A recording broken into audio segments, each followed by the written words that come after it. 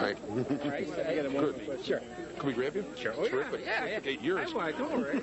I watch it. Oh, thank you. Yes, I do. Oh. You should say that on the air. I will. Come on, baby, don't you wanna go? Come on, baby, don't you wanna go?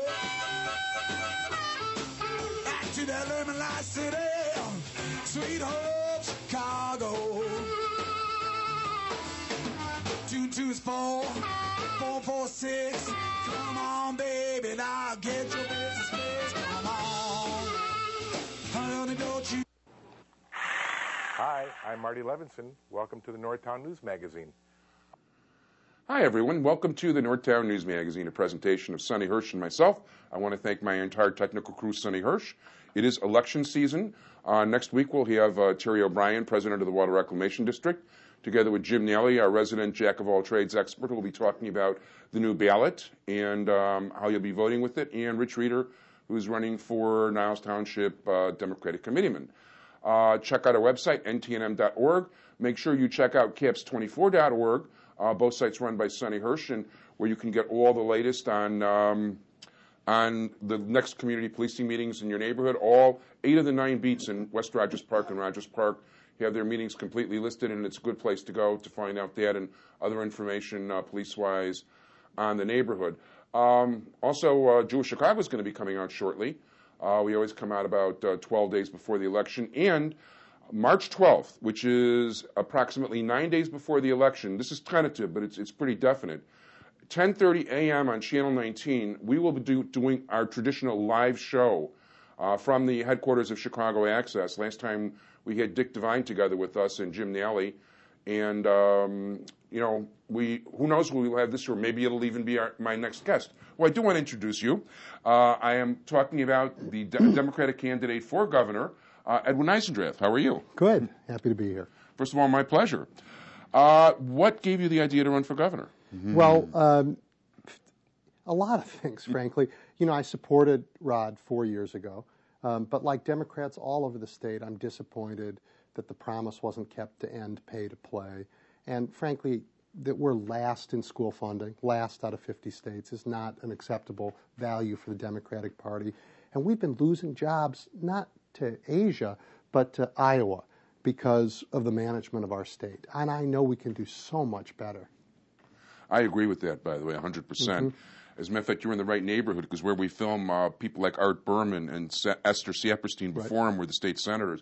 There's always been a tremendous emphasis on education, even Ira Silverstein. Mm-hmm. That's one of his big things. So I've always felt, and that's one of the things I like about what Mayor Daley's talking now, that you got to be able to compete with kids in other countries too, and up the education.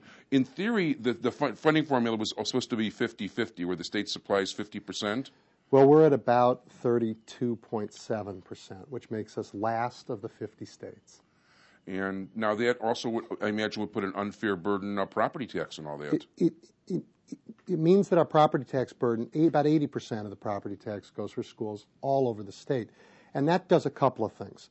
One of the most important things it does has nothing to do with education. It's driving businesses elsewhere. No one will cite a new plant in our state because they'd have to pay a fixed fee on their capital equipment and the value of their real estate. They opt every time to go on the other side of the Mississippi or over in Indiana, where they pay a corporate income tax when they make a profit. So for 20-some years, these other states have fixed their revenue systems. We haven't. So we're beginning to lose jobs, and we've been losing them again for 20 years, and it's now accelerating. So our reliance on property tax for funding schools is hurting our economy and means that there's less value to raise that revenue from, which means the taxes end up going higher on what's left. So we're in a cycle going the wrong way. Very much the wrong way. There's no question about that. Right.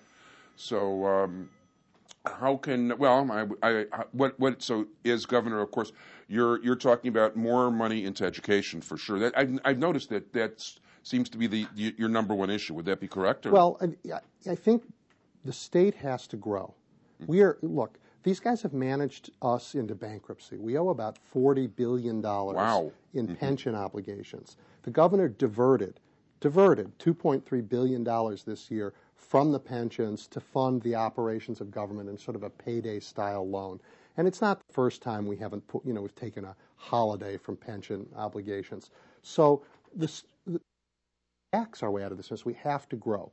We have to create the conditions of a modern economy, and the state hasn't done it. Not in taxation, not in regulation. We have programs that are ridiculous, and we don't manage our system like even we manage it politically. We don't manage it to get the job done. And all of these things are things we can change. I mean, this is what I found traveling all over the state. There are people who are talented, they're hardworking, they're creative, and we still have great universities minting new knowledge. We still have a transportation infrastructure that's a marvel. We ought to be leading the Midwest. We're in the middle of the world's biggest economy. Why are we losing to every state around us? Why are we losing to New York, California, New Jersey, Pennsylvania, Ohio? They're all growing better than we are. This is just a matter of how we manage our state. And if we freed up people here by managing just as well as our neighbors, we could do great things and begin to pay for schools. I think that makes a lot of sense. No question about it. Because you're right, all the resources are here, and we've been losing out a long time. I remember when I was a kid, and I'd look at the annual census and the percentage of growth. We're not growing. No, I mean, we're not keeping up with our neighbors. Not in the least. Yeah, and I come at government a little differently than many people in politics. I mean, strictly speaking, I'm not a politician. I had just shy of 2 terms as an alderman. And then Bill Clinton appointed me as the regional director of HUD, where, it was my job to clean up the Chicago Housing Authority. We got it a clean audit in 1 year, hadn't had one in probably 10, and got it off the federal troubled list and began to take down some of the most dangerous housing anywhere and replace it. But my view about government is that it's got to be genuine. And by genuine, I mean about the relationship between people and government. And that's missed all the time. And maybe I learned that being an alderman. I remember... Now, which ward were you? You were alderman of the 43rd Ward? Right, in Lincoln Park. Right. And there was a day, I got a call, it was 10 in the morning, from a woman, and she was just in tears. She was so upset. And I said, what's wrong? And she said, well, my neighbor's dog is barking, and I need to get some rest. I said, well, I can't help you with that. But she called back an hour later, and I don't know, if you've ever had a migraine and your neighbor's Rottweiler is barking, my heart went out to her. So I went to the store, bought a box of milk bones, went over to her house, threw all the milk bones over the fence. Happy dog, happy woman. That's clever. Well, it's how I think about government. I mean, it's not the most important thing. Yeah. Fixing the CHA was an important thing, but it's genuine. And if you don't have this relationship, then you lose sight of what matters. So, that's why I do town meetings all the time. That's why I'm out in communities all the time, because you have to know what's important to people where the rubber meets the road, or you won't be able to do this job. That's very true. And as a matter of fact, that's something that's very much needed. Excuse me. No problem. I do know that a lot of the existing politicians I've talked to, they're not necessarily saying things out loud yet, but they're not very happy with what is, and they definitely are looking for something different, which is definitely you. You're the alternative in in the race. Right. They're just the two of us. No. What other experience? Talk about your other experience. You have a very interesting job right now, as a matter of fact. I do. I'm on leave as an administrator at Kendall College. Kendall was a small school in Evanston for 70 years, and it was deeply troubled. It was going bankrupt, frankly, and its academics were in terrible trouble. And a few of us turned it around and moved it to Chicago, and it's now the preeminent culinary school in the Midwest, one of the best in the world. It's got a hospitality program that's tied into all of the growing tourism industry here. And interestingly and importantly for me, we also train teachers. We have an early childhood education program that's really wonderful. Yeah, that's interesting. I have read a number of things. If I'm not mistaken, there's actually some projects where the students of the culinary school are actually serving food at various venues, I think, that have been... A lot of internships, and they're out everywhere. One of the most interesting, though, is we've done work on healthy eating with Chicago Public Schools. So, we spent a lot of time trying to make sure that the best thinking about cooking goes into nutrition and children, and that's just been spectacular. big success. Yeah, that's a tremendously growing field. I mean, the whole restaurant culture. As a matter of fact, I've basically got trained by watching the TV Food Network, and I hate to say it, the Frugal Gourmet, Jacques Pepin, and all that. Right. You know, I got into that stuff. You know, having wanting a decent meal is not always the easiest thing. Right. So. But I'll be honest with you, I can't cook. You know, I'm a good college administrator, and I make sure that our faculty have all the tools they need and our students the conditions to learn. Unfortunately, it didn't give me the time to learn myself. No, I hear you. Well, I got put in a situation where I bet it was either like learn to cook or eat at restaurants Right. all day long. That's so right. Yeah. I sort of learned how to do it. But no, I think that's terrific. And there's no question that the school has, because before it was just a quiet, you know, it was a quiet little thing in Evanston, and I knew it was there. I want to say I took the Miller analogy test there maybe when I was a kid, but I mean, other than that, I wouldn't have much experience with the college at all. Right. Well, you know, colleges are a big part of what we do in Illinois. It's another thing that's gone wrong in 4 years. You know, the state has cut college funding, and not just failed to keep up with inflation. They've actually cut funding for colleges 4 years in a row. We're now at 1997 levels, and it's one of the reasons I went into college administration was because in a global economy, this is really the way the United States is going to thrive, by making college accessible. Incomes in Illinois have gone down $6,000 a family over the last 8 years. Incomes have gone down. And the exception to that rule are people who've managed to make it through college. So it seems just completely backwards that we're making it harder for people to go to college. Tuitions are rising 8, 9, 10% a year. And that's happening because the state is not investing in the school system or in MAP grants for students or in holding costs down. They haven't done any of those things in the last 4 years, and we have to do them. The cost of college is frightening. I mean, when I was in college in the early '70s, I mean, most of the private schools were about $50 an hour, about $1,600 a year, and the state schools were considerably less. And now you basically have to, you know, parents have to hock their future.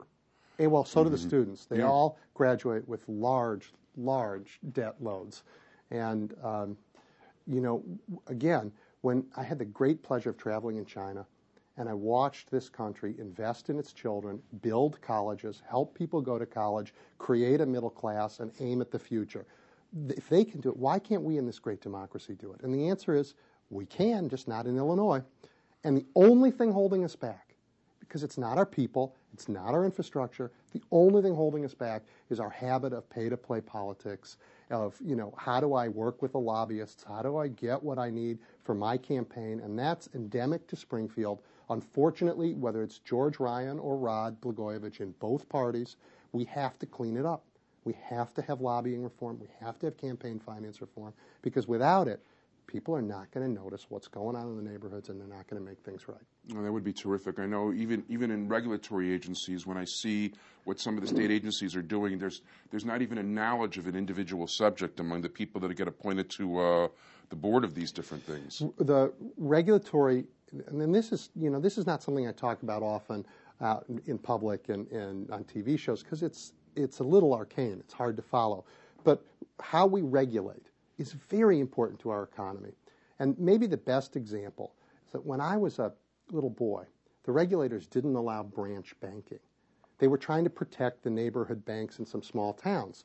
The result of that, of course, was that the great big banks in Chicago couldn't grow. Fast forward now years later, Illinois owns no banks, right? The big banks, we have Citibank, we have Bank of America, but the big banks that were in Illinois are all gone. So we didn't allow innovation in a sort of protectionist way. We weren't protecting our consumers and getting them the right access to capital, which you would do in banking regulation. Now we're doing the same things today in different fields, the very same things. So our regulatory environment is again, political, and a regulatory environment has to be technical. It has to protect consumers and allow for innovation. If we do just that, our economy will grow. I agree. It's unbelievable. There was a commercial not long ago during the football season where Chase Manhattan, which is the Rockefeller's bank, was saying the Chicago Bears have been banking with Chase from 1920 when George Halas started the team. There was no Chase. I mean, Chase bought out whoever else they bought out, that bought out, you know, the local bank that he did invest in. Well, and you know, we lose our telecom industry, we lose innovation. When you think that web browsing, the first web browsers were invented at the University of Illinois. Wow. They were invented here in this state, but because we have a regulatory environment that frankly doesn't promote entrepreneurship in this state, all of these industries get built somewhere else. Now, Silicon Valley is next to Stanford. Route 128 in Massachusetts is next to MIT. We have great universities here, and we do not capitalize on the investments. And by the way, our failure to do so at the university level and at the regulatory level has had grave impact. We've just lost, because of college funding, some professors who were the nation's experts in biofuels. Now, when you think, what's the biggest product of Illinois? Corn, soybeans, right? We're trying to get away from oil. The idea that we could have ethanol and the next generation and biodiesel and all those things done right here in this state, but because of the way we fund schools, we've lost the intellectual capital to lead in it. It's just backwards. It really is. I mean, the amount of corn. You're right. Anybody who's driven downstate knows at one time, I don't know the numbers, there was enough corn grown in Illinois to supply every man, woman, and child an ear of corn every day for about 100 years. Sure. And, it's, yeah. Now, agriculture is a high-tech business in Illinois and a very efficient one. I mean, when you think that it takes only a few months to earn the money to eat for a whole year, when, 50 years ago, mostly people worked in order to get the money for food. We've been very efficient and productive in our agriculture, and but we haven't kept up on the market side to turn those things into other businesses. Again, they have in Iowa. I mean, Frito-Lay is not headquartered here. They should be. All the corn's here. Yeah, all the corn is definitely here. That's correct. Right. Yeah, we have no shortage of corn. So anyway.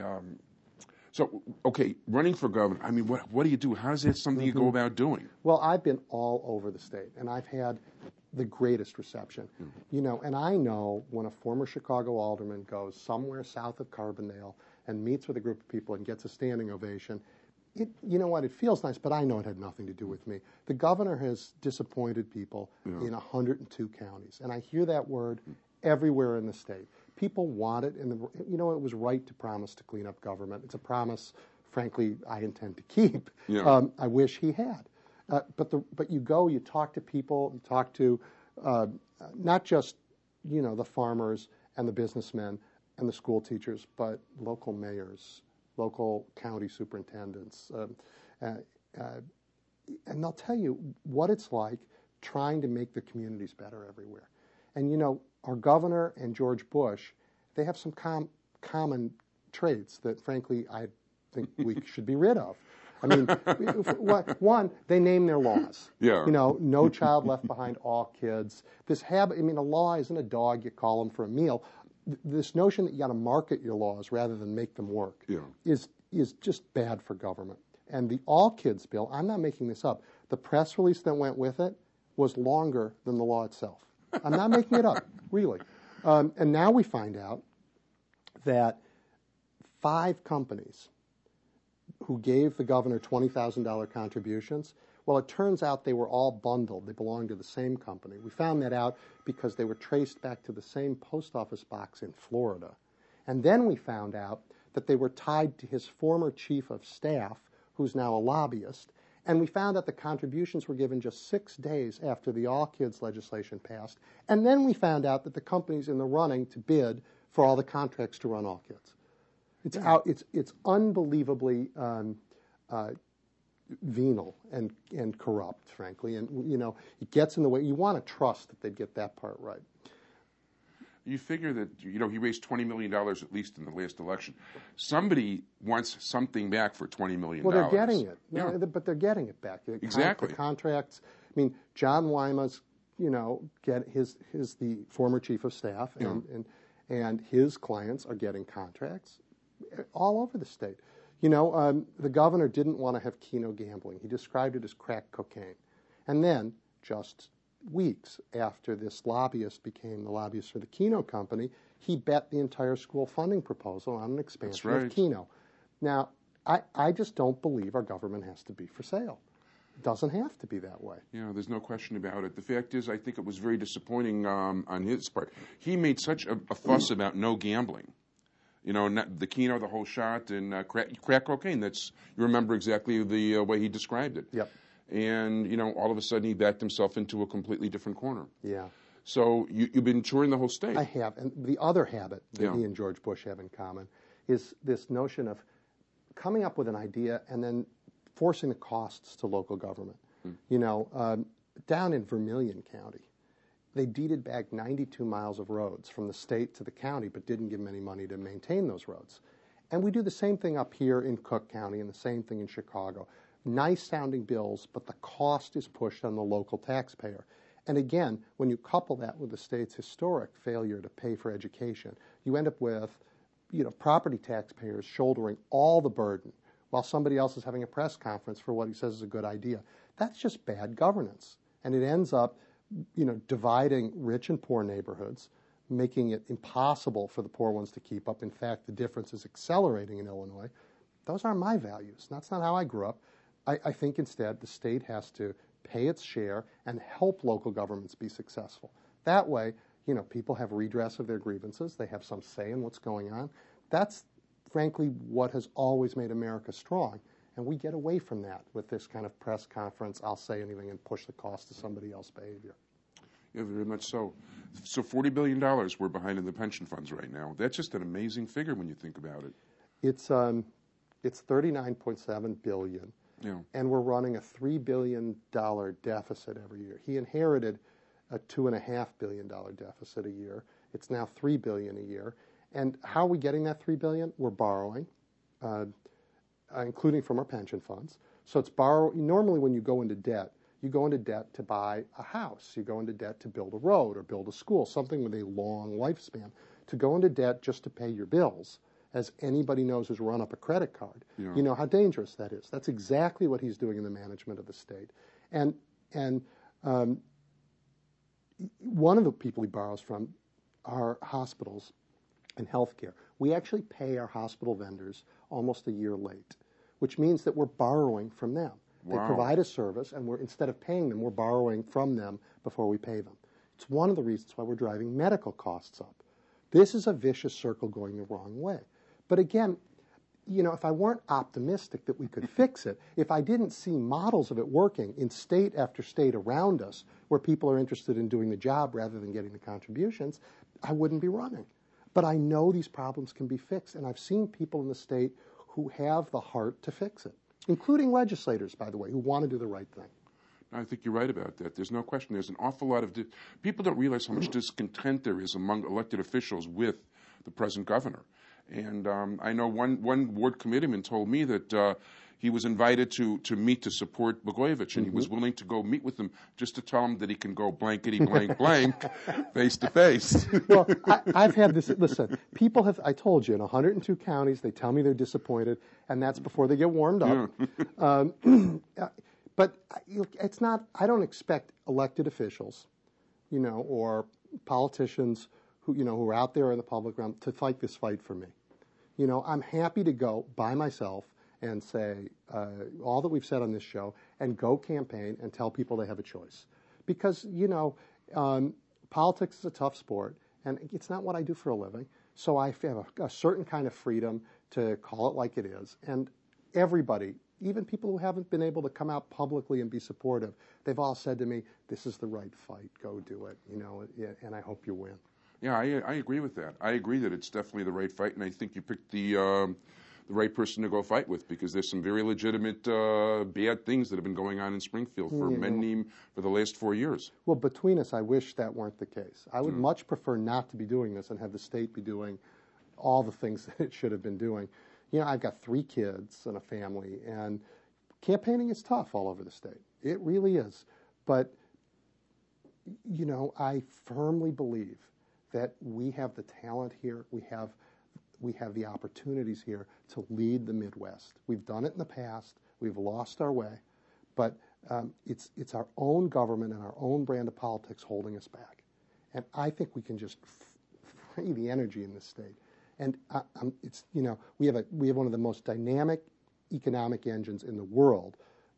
Doesn't quite follow state boundaries, but between Madison, Milwaukee, Rockford, and Chicago is sort of a square of unbelievable economic activity, and it's being pulled back by the disinvestment south of us, by the inability to pay for schools, by the pressure on local property taxes. And if we just did the right thing on our revenue side and our regulatory side and paid for schools so that we didn't push property taxes, you would see our economy take off. And instead of being 35th, you'll see us creep right up there and start leading again. Yeah, there's no question. And the fact of the matter is, too, that how many cases anybody that lives near a state border knows that how many people go across to purchase things, you know, and you know, across out of the state when it's just making it an even worse situation for us. So to make it concrete, if you go stand in Rock Island, you know, the Quad Cities, there are 4 cities, 2 in Illinois, 2 in Iowa. Right. If you stand in Rock Island, and as I did, and talk to the civic groups who are trying to develop Rock Island, say, what do you need? And they say, could you help us get a Walgreens?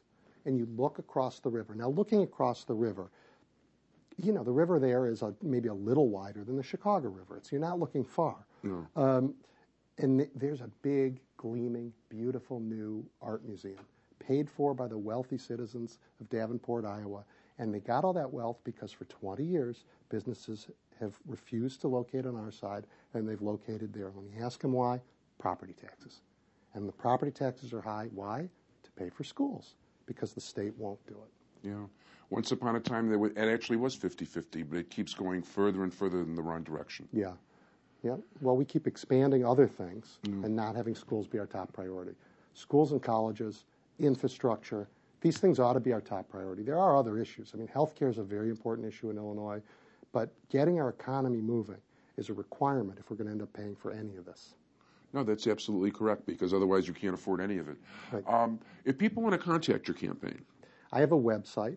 It's Eisendrath2006.com.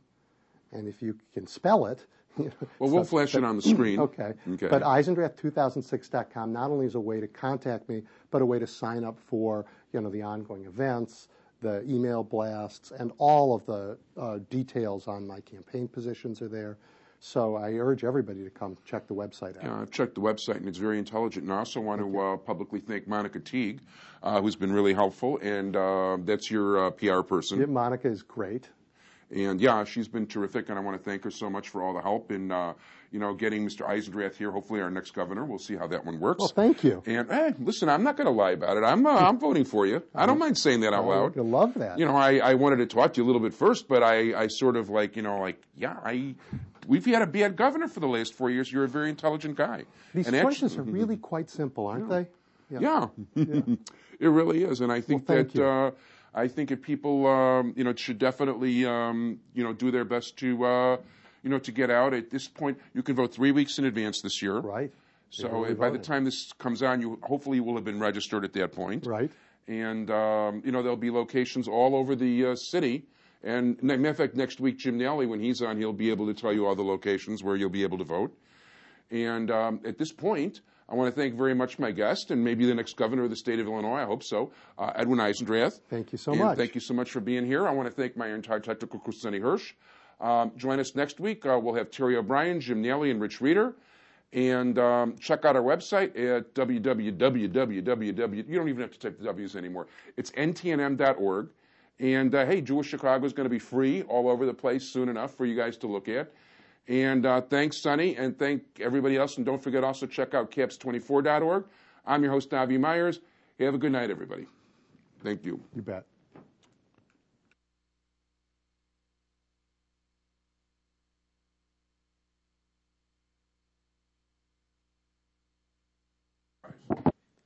Hi, my name is Terrence J. O'Brien, and you will have an opportunity to vote for 3 candidates for the race at the Metropolitan Water Reclamation District.